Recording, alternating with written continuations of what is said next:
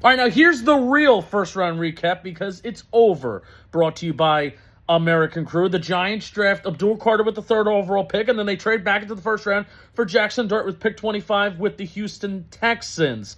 I'm watching more of Dart, and knowing the context of he's going to sit for a year, knowing the context of Brian Daboll really does like Jaxson Dart. I saw some presser clips, and Brian Daboll is like unprompted, giving statements and answering questions, like following Schoen, which he usually never does that.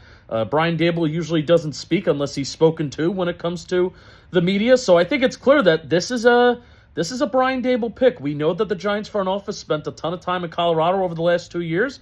And obviously now tonight that has pivoted, and Jaxson Dart from Ole Miss is now a Giant. I mean, he moves well, has a decent, good arm. I wouldn't call it elite, but he has a good arm. I think he could drive it to all parts of the field. Crossers, a ton of crossers at Ole Miss, leading receivers over the middle of the field, which is nice.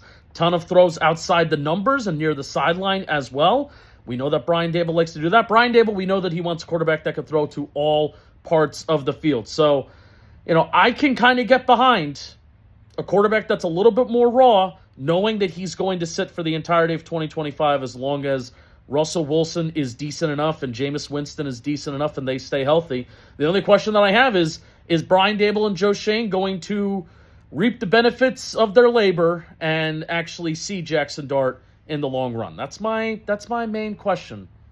Will they actually see him by the time that he's ready to start?